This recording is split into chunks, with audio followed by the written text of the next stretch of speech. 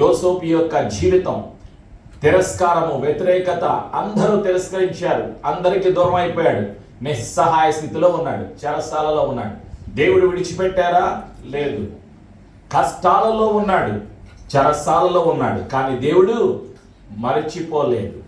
నీలో నువ్వు నమ్మితే, నువ్వు యేసయ్యతో, యేసయ్య మాటను పట్టుకుంటే, యేసయ్యతో కలిసి ఉంటాను అని ఒక తీర్మానము తీసుకుంటే యేసయ్య నిన్ను విడిచిపెట్టరు. ప్రేమైనటువంటి సంఘమా, గుర్తుపెట్టుకోవాలి, కష్టాలు ఉన్నాయి, కష్టాలలో యేసయ్యలో నీతోనే ఉన్నారు. అవి 2 సంవత్సరాలు ఉండొచ్చు, ఎన్ని సంవత్సరాలైనా ఉండొచ్చు. ఆ కష్టాలన్నింటిలో యేసయ్య నీతో ఉన్నారు. యేసయ్య నిన్ను విడిచిపెట్టరు. ఏ రోజు కూడా యోసేపును సృష్టికర్త అయిన తండ్రి విడిచిపెట్టలేదు. అదే ఇక్కడ సాక్ష్యం మనం చూస్తున్నాం. ఇక్కడ యోసేపులో ఏమున్నది? యోసేపులో ఏమో అదే వాగ్దానం. ఫరో అంటున్నాడు, దేవుడు ఇదంతయు నీకు బయలుపరిచాను. ఏమిటి? కలల భావము. కలల భావాన్ని ఎవరు బయలుపరిచారు?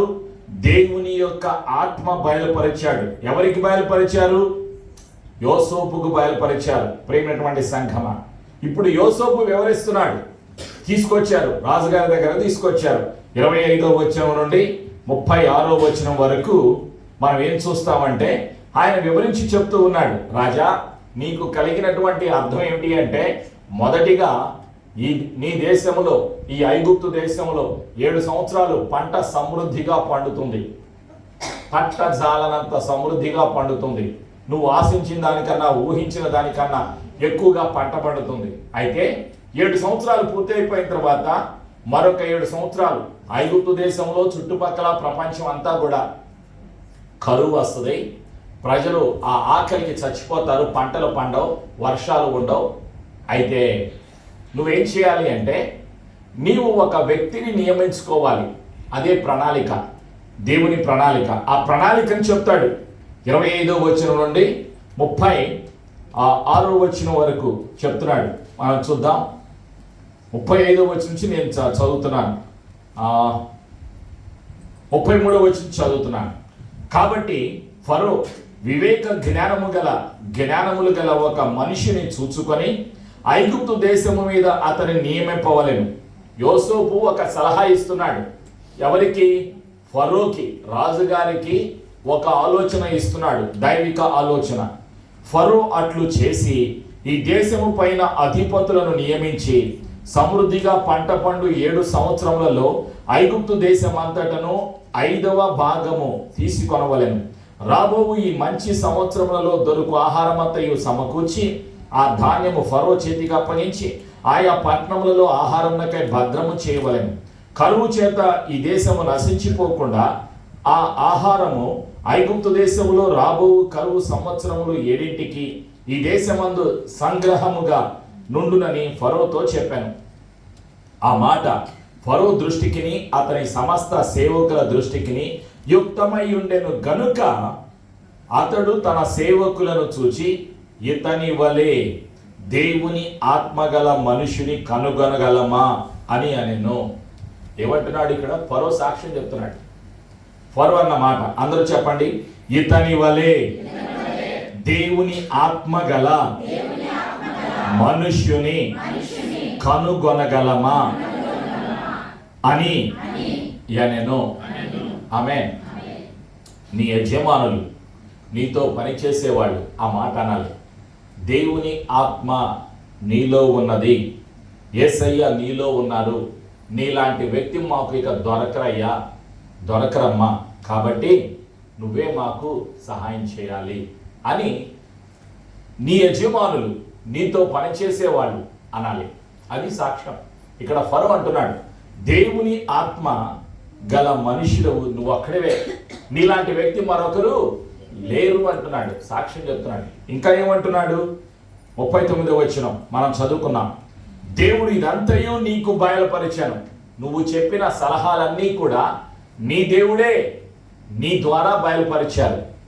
నీవు నా ఇంటి, ఇప్పుడు 40వ వచనం అందరూ కలిసి చెప్పండి, నీవు నా ఇంటికి అధికారివై ఉండవలెను, నా ప్రజలందరూ నీకు విధేయులై యుందురు. సింహాసన విషయములో మాత్రమే నేను నీకంటే పైవాడనై యుందునని యోసేపుతో చెప్పాను. ఆమేన్. ఇక్కడ మనం ఏం చూస్తున్నాం? ఇక్కడ రాజుగారు ఈ యొక్క యోసేపును చెరసాల నుండి విడిపించి దేశములో ఉన్నతమైన స్థానం ఆయనకి ఇచ్చేశాడు. రాజుగారి తర్వాత 2వ స్థానం. ప్రేమైనటువంటి సంఘమ, చెరసాల నుండి ఎక్కడికి వచ్చాడు? Present palace. చెరసాల నుండి అంతఃపురానికి నడిపించబడ్డాడు. చెరసాల నుండి అంతఃపురానికి నడిపించబడాలి అంటే ఈయనలో ఏమున్నది? ఆయన దేవుణ్ణి నమ్మాడు, దేవుని మాట మీద ఆధారపడ్డాడు, యథార్థతను వదులుకోలేదు. ఎవరు? యోసేపు. కష్టాలలో ఒక విశ్వాసి ఏం చేయాలి? విశ్వసించాలి, యథార్థంగా ఉండాలి, నోటికి ఇష్టం వచ్చినట్లు మాట్లాడకూడదు, దేవుని దూషించకూడదు, దేవుని మీద నిందలు వేయకూడదు, మనుషుల మీద నిందలు వేయకూడదు. యోసేపు ఎవరి మీద నిందలు వేశాడా? వేయలేదు. మనుషుల మీద నిందలు వేశాడా? మా అన్నయ్యలు నాకు ఇలా నన్ను నష్టపరిచారు, నన్ను దూషించారు, నన్ను హింసించారు, మా అన్నయ్యల వల్ల నేను జైల్లోకి వచ్చాను అన్నాడా? అంటం లేదు. ఎవ్వరి మీద నిందలు వేయటం లేదు. దేవుని మాట మీద, ప్రణాళిక మీద, చిత్తము మీద, దేవుని యొక్క నిబంధన మీద యథార్థత కలిగి ఉన్నాడు, విశ్వాసం కలిగి ఉన్నాడు.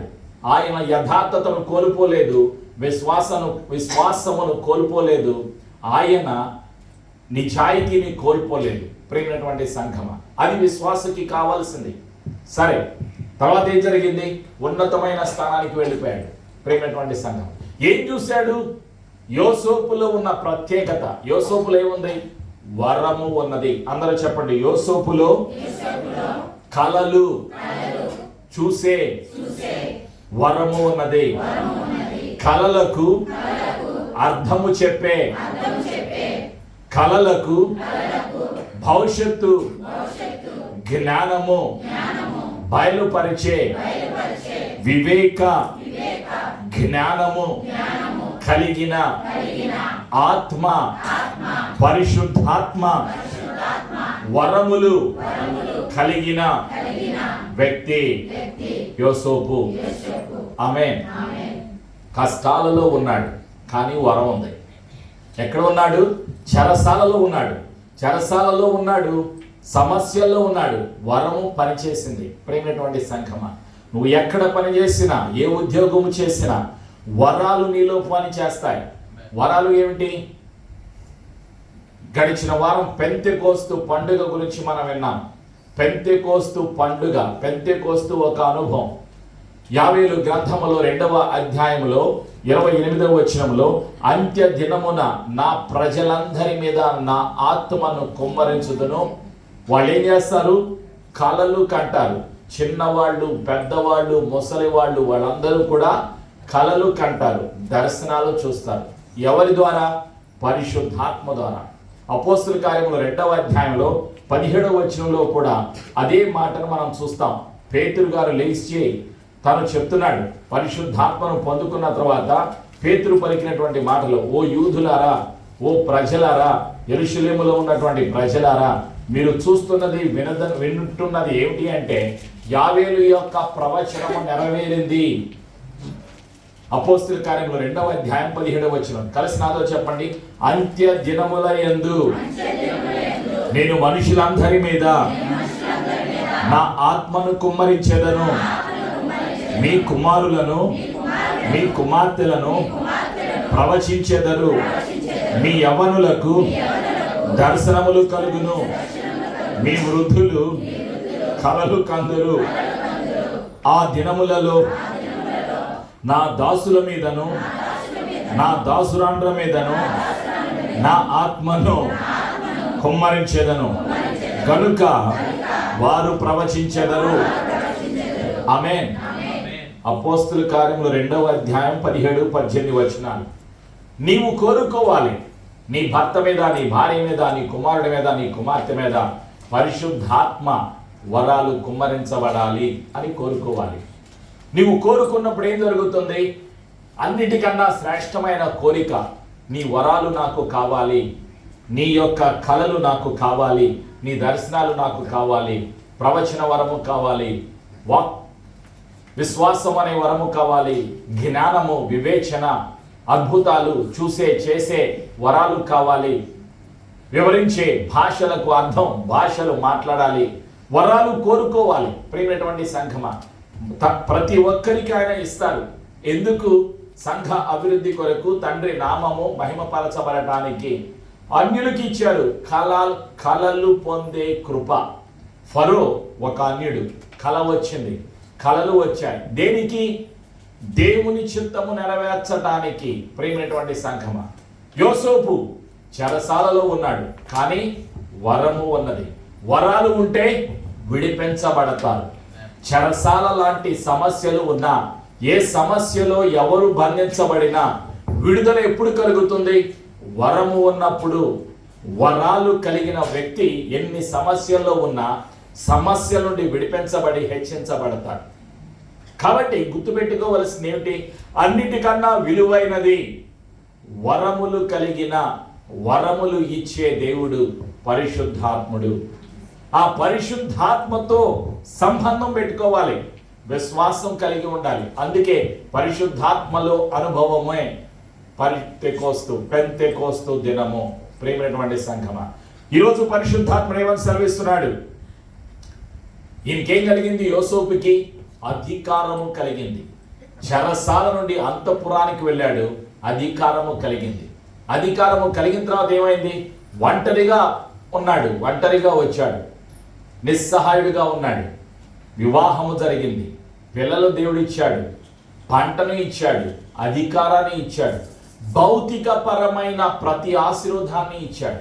అయితే ఆత్మీయంగా యోసేపు దేవునితో సహవాసము కలిగి ఉన్నాడు. ఆత్మీయంగా మనం దేవునితో సహవాసం కలిగి ఉండాలి. భౌతిక పరమైన ఆశీర్వాదాలు మనం అనుభవించాలి అంటే, భౌతిక పరమైన సమస్యల నుండి విడిపించబడాలి అంటే ఆత్మ పరిశుద్ధాత్మతో సంబంధం కలిగి ఉండాలి. యోసేపు పరిశుద్ధాత్మతో సంబంధం కలిగి ఉన్నాడు. వివేచన, జ్ఞానము, దేవుని ఆత్మ కలిగినటువంటి వ్యక్తిగా అన్యులు సాక్ష్యం చెప్పారు. ప్రేమైనటువంటి సంఘమా, ఏం చూశాడు? యోసేపు భవిష్యత్తు గురించి తన కళ్ళతో చూశాడు. భవిష్యత్తును ఎలా? కళ్ళల ద్వారా భవిష్యత్తును చూశాడు. ఎవరైనా కల వస్తే ఆ కళకు భావాన్ని చెప్పే వరాన్ని, జ్ఞానాన్ని, వివేచన వరాన్ని, బుద్ధి వాక్యాన్ని, జ్ఞాన వాక్యాన్ని, వివేచన వరాన్ని ఆయన కలిగి ఉన్నాడు. ఈరోజు సహజంగా అందరూ ఏం కోరుకుంటారు? ఆలోచన చేయండి. ఏం కోరుకుంటారు? జీతం పెరగాలి, ఉద్యోగం పెరగాలి, ఇల్లు కట్టాలి, అవి చేయాలి, ఇవి చేయాలి. తప్పులేదు, ఇవన్నీ కూడా కావాలి. ఇవన్నీ మనిషి కుటుంబానికి కావాలి. ఇల్లు కావాలి, అన్నీ కావాలి, చదువు కావాలి, ఉద్యోగం కావాలి, ఇవన్నీ కావాలి. వీటన్నిటికన్నా విలువైనది ఆత్మీయ వరాలు. ఆత్మీయ వరాలు. ఈ ఆత్మీయ వరాలు దేవుడు ఇస్తారు. ఎందుకు ఇస్తారు? తండ్రి ఘనపరచబడటానికి, యేసయ్య నామము హెచ్చించబడటానికి. ఆత్మీయ వరాలను ఆశించాలి, కోరిక కలిగి ఉండాలి, అడగాలి. అప్పుడు భౌతిక పరమైన ప్రతి అవసరతలు కూడా తీర్చబడతాయి, బంధకాలు తెగిపోతాయి, సమస్యలకు పరిష్కారం కలుగుతుంది. సమస్యలు ఉండవు, రావు అని బైబిల్ చెప్పటం లేదు. ఆ వచ్చిన సమస్యల నుండి విడుదల కలుగుతుంది.